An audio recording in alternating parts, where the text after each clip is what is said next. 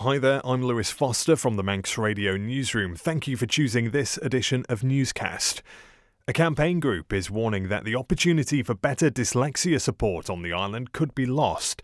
A Tynwald Select Committee has been exploring the provision available on the Isle of Man.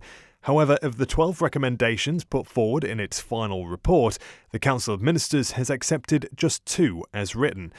The report and the Council of Ministers' response will go before Tynwald next week. Ahead of that debate, I've been speaking to Julia Bell, Peter Washington and Chrissie Watson from the Dyslexia Advocacy Group IOM. I'm Chrissie Watson, and I've spent a lifetime in education specifically to do with specific learning difficulties, and I'm also a qualified assessment practitioner. Peter Washington. I'm a local Douglas counsellor, but I've had an interest in dyslexia with my children going through the education system. I'm dyslexic, and I've been at this since about 2012. And my name's Julia Bell, and I have 2 children. One we know for sure has dyslexia and other neurodivergent conditions. And my youngest, I'm convinced he's also dyslexic, but without formal diagnosis. We'll get into it. First of all, Julia, thank you for getting in touch with us in respect of the Council of Ministers' response to the Select Committee's final report. And the one word you used to describe this response is disappointing. So, first of all, just tell us why.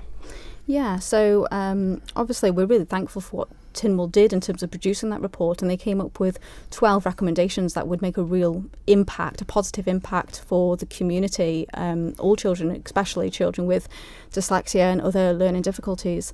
But we're disappointed because only 2 were accepted. The most important one, in my opinion, was rejected, and there were 9 amendments that were made, and the 2 that were accepted, one of them was on the premise that it's already being done, and the one that was then accepted, we felt that they couldn't not accept it because they're probably obliged to by law from the Equality Act to do that, because it was about making a framework to evidence that they are adhering to the Equality Act. I think as well we've got to recognise that this Select Committee has been spent 18 months collecting all this evidence, and they went into a great deal of details, and these people really got to the nuts and bolts of what's going on. And we've got many families have been raising concerns for many years about this, and this is what we thought was our one opportunity to really make a difference in education in an area that's been going wrong for a lot of years. And as we can see, like with the 12 recommendations, 2 accepted, 1 rejected and 9 amended, we don't think that is, we've every reason to be disappointed. Looking at some of the responses that have been put in there, Education Minister Daphne Kane, she's highlighted in her forward that it's just a change of date. But why does that matter then? If it's the same recommendation just 1 year later, what's the issue there? Well, we know that change is slow anyway. And if we're changing the date, we're just making it slower. But for me, it's not necessarily the date change that's disappointing, because if you look carefully at the wording, 1 or 2, even if you change 1 or 2 pieces of word or structure of the sentence, it can change the whole meaning of the amendment. So, for example, there's one recommendation that says that the Tynwald suggested that training in dyslexia and other learning difficulties needs to be mandatory for teachers and the workforce. But the wording was changed in the amendment to say we just need to have access to access to professional development. So that wording alone completely changes the meaning, because we can have access to training, but that doesn't mean that teachers are going to be given the protected time to actually engage in that CPD. I think one of the things that we put in it in a nutshell, when you get a timetable and they start extending it and they start moving it further and further away, literally, we all know what's happening. They're kicking the can down the road, and it's as simple as that. And that's how we would view it. They've altered the words. They've altered some of the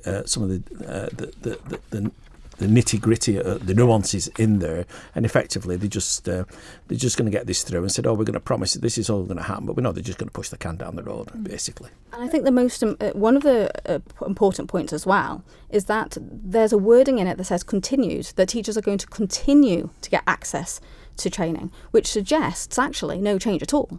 And if you look at, I can't remember the year it was done, it was perhaps 2020, maybe 2021, there was a public consultation that went out, and it asked staff and parents their views on whether they had sufficient training. And I'm quoting this verbatim. It says, a majority of parents felt that teaching staff lack knowledge in literacy difficulties and dyslexia. And that the majority, 65% of staff, have not received training in the last 5 years, with 10% not receiving any literacy training since their teacher training. And 61% of teachers are not confident in identifying dyslexia, and teaching staff also reported low levels of confidence when sharing literacy concerns with parents and carers. So it proves that if we don't change this, the same data is just going to happen year after year. Something needs to change in order to get a different result, and that is mandatory training. So the essence of this report that's come out, what we're asking for, we want things to be implemented. We've not just got a publication, a report that's going to Tynwald. We don't want pieces of paper going to Tynwald. We want actions. And that's what we want for our children. We want outcomes. Yeah. We don't want this paper exercise. And like I've said before, the Select Committee have worked so hard for so long and to come up with such a concise response. And I think it's quite disrespectful to the way that this has been handled. When you look at that amendment which says to continue, like you mentioned there, your initial instinct, and certainly when I read it, I thought, well, does that mean that the Select Committee hadn't done its research and they're recommending something that was already in place? But like you're saying, it's not the case at all, and this wording is a bit misleading, would you say? Yeah, it's absolutely misleading, because we know from the evidence that the Tynwald report is based on evidence. That took 18 months to collect. And we also, and for me, that report was really validating. It demonstrated that the concerns I have are real. They match my own personal experiences of education supporting my children, and that of others as well. And not only that, it also validated the public consultations that were done, perhaps in 2020, that kind of time as well. So yeah, we need to make sure that this isn't just another report, another paper exercise. We need to make sure that action comes from this. Mm-hmm. And the department doesn't like the term, or seemingly doesn't like the term dyslexia. They prefer literacy difficulties. Bill Henderson, who was retiring MHK when Tynwald decided to set up a select committee, stood on the floor and said, "I'm dyslexic, and I prefer to be known as dyslexic. I don't want to be known necessarily as somebody just with literacy difficulties." And it comes back to, it's up to the individual to decide if they want to use that label or not to the Department of Education. Yeah. And literacy difficulties covers a whole number of difficulties. So it could be a child who's moved schools many times, or has English as a second language, or doesn't have access to books at home, or has medical conditions. Lots of things can cause literacy difficulties, but the things that cause dyslexia are specific, and the type of instruction that or teaching a dyslexic child needs is quite different. And it needs to have lots of repetition, a good phonic base, lots of different things. And say you get all the children that you're teaching with literacy difficulties, including dyslexics, to a certain level. The dyslexic child may still have trouble copying from the board, because that's specifically a problem with the dyslexics find. So I have an issue with the literacy difficulty label, rather than just saying it's dyslexic. And this is the most current definition, which came out in the UK last year, the Delphi definition, and they're saying there isn't a good definition. Well, Yeah.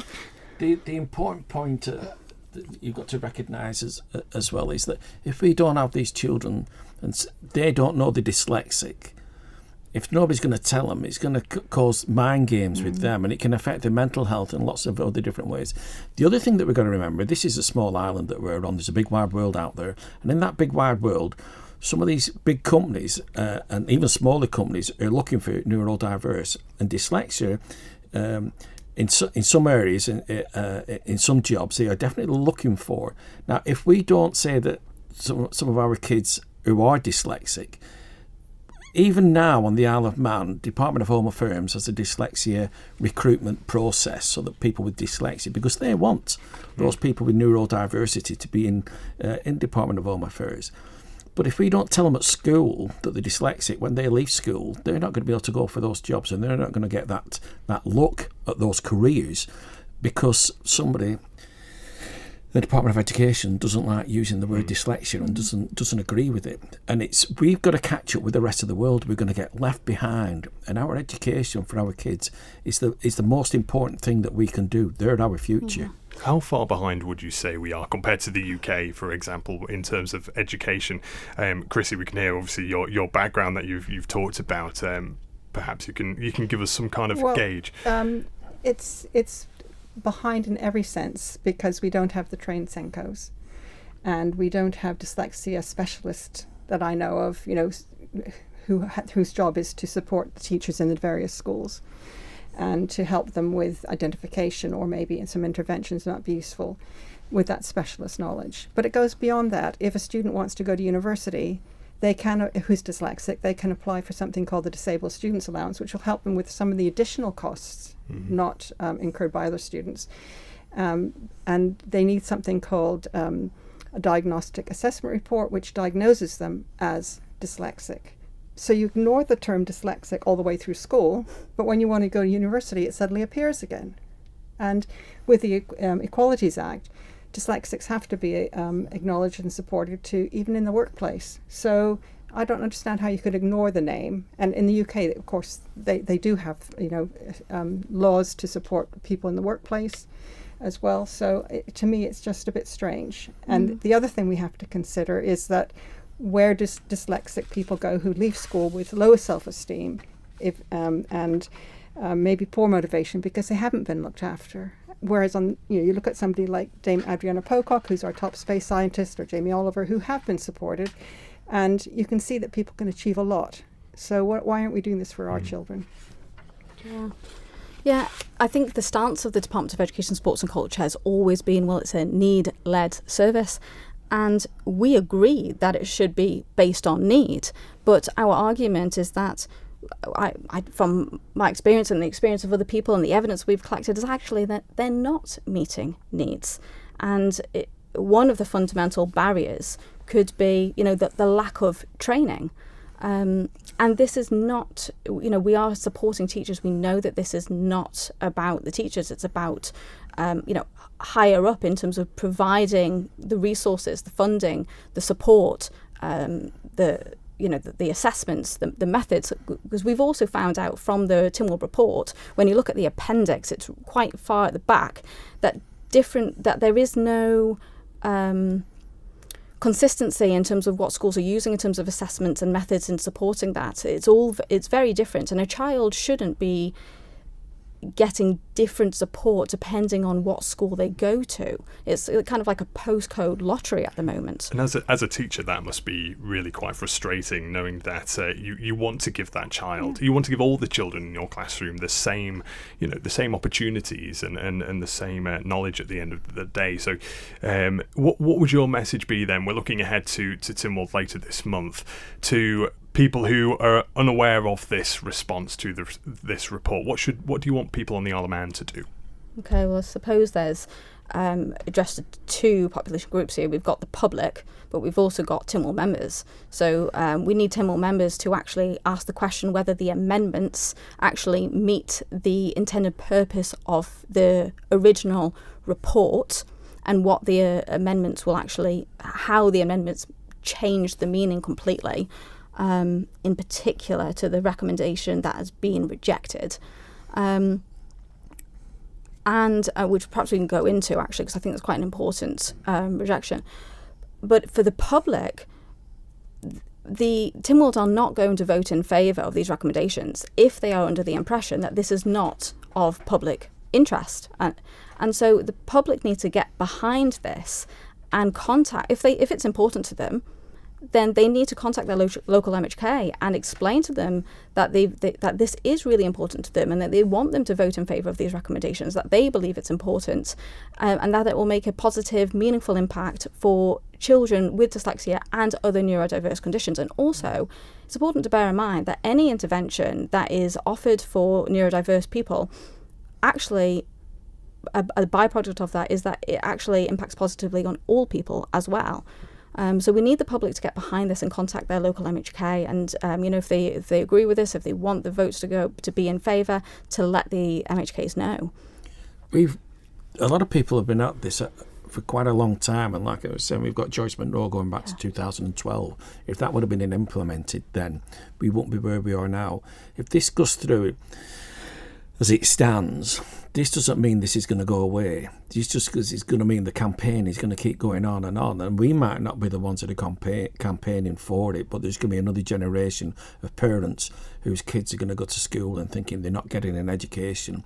And we've got an opportunity now. We've never had such an opportunity as what it is now, because of these recommendations, because this select committee have really delved into it. So we're asking the MHKs to read this report, read the recommendations, and we need them to think, are these recommendations, the rejected and the amendments from the Council of Ministers, is that what they really want to support?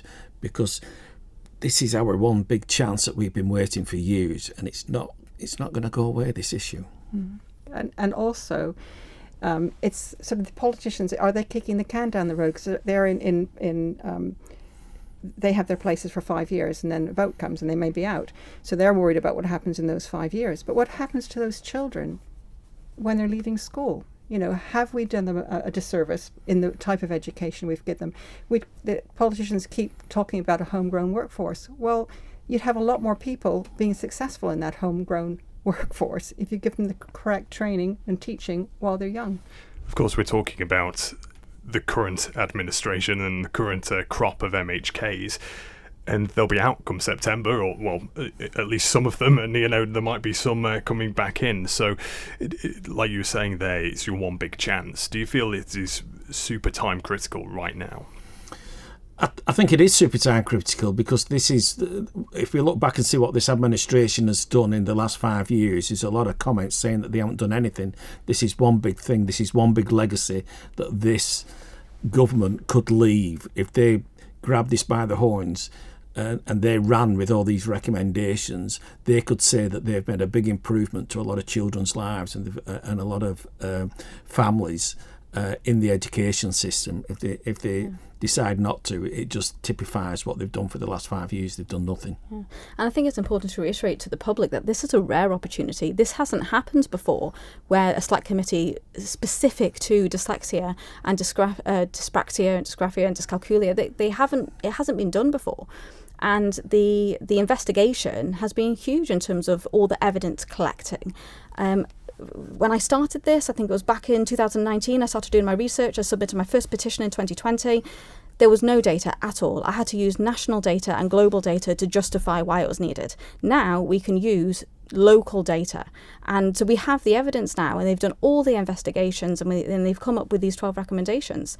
It's significant, and I just think it's such a rare opportunity, and we need to grasp that and everyone get on board with this. And when Julia started this in 2020, when your first petition, children who were 4 years old and starting school are now 10 and just about to start secondary school. And there have been a lot of families saying that it's a really hard transition to secondary. They then get lost in secondary, and it's that 6 years for those children. It's been really important. We've missed them, and it's not fair.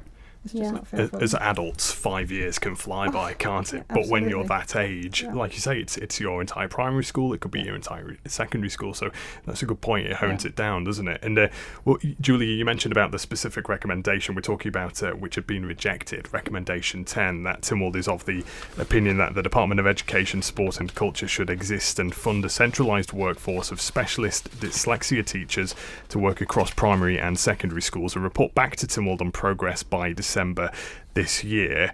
The department has rejected that recommendation. It says the proposal to establish a centralised workforce of specialist dyslexia teachers is not supported by current evidence-based research or best practice. So drill down into that. What do you make of that? Well, I can't understand how they can say it's not evidence-based to have a centralised workforce, because the Rose Report 2009, I think it's dated, advocates strongly for dyslexia specialists to work in school. There's many reports that advocate for dyslexia specialists, and the British Dyslexia Association, they say in order for a school to be marked with a quality marker means that a school has got an environment that's inclusive and effective for dyslexic pupils. In order to be awarded with that quality marker, one of the criteria is a school must have a dyslexia specialist. And Tynwald have not said that every single school needs to have a dyslexia specialist. What they're saying is there should be a centralised workforce to work within schools, between schools. And if you have that method, it's also going to help with other recommendations of upskilling the workforce in general, because you could then provide cost-effective in-house training, which essentially then would be really cost-effective. And sometimes, if teachers are, obviously they'll be having their CPD, but if they are seeing difficulties that are persisting despite their assessments and interventions, it then gives them someone to go to ask for more help. So we're not saying that it's kind of contradicting the teaching role, it's just complementing it. And like I said, the Rose Report, the British Dyslexia Association, there'll be many reports that we can, in fact, we've referenced here that I have in front of me that advocate that it is best practice. So I think the Department of Education, Sports and Culture, if they're saying it's not best practice and inappropriate, they need to quote their references. Where are they getting that from? I think you've got any other industry that can identify that there's a need, and you need that specialist person to be there. They would automatically be there, whether you've been up at the college, whether you're talking about an electrician or a plumber. If they've got something that needs a specialist person to give advice to the rest of the team that are working in that environment, they've got to be qualified. So for us not to have Senkos that are qualified, to me that's absolute madness. And that is the fundamental thing that we're talking about here, is that we've recognised that the recommendations from the Select Committee are saying that we have got an issue here that does need to be sorted out, and they give their recommendations to sort out the issues.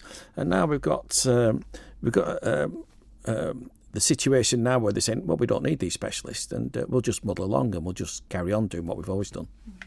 And Daphne Kane mentions in her foreword that we need high quality teaching, but how can it be high quality teaching if those teachers aren't given the opportunity to do the dyslexia training? So they're getting autism training and ADHD training. Are they getting the same amount of dyslexia training so that they can, give that high quality teaching that the children need? Well, I have been to the Department of Education, Sport and Culture to ask if we can get the Minister's response on this, and we will keep pushing on that and put your comments to the department. But what would be your final message then to the Minister in respect of this?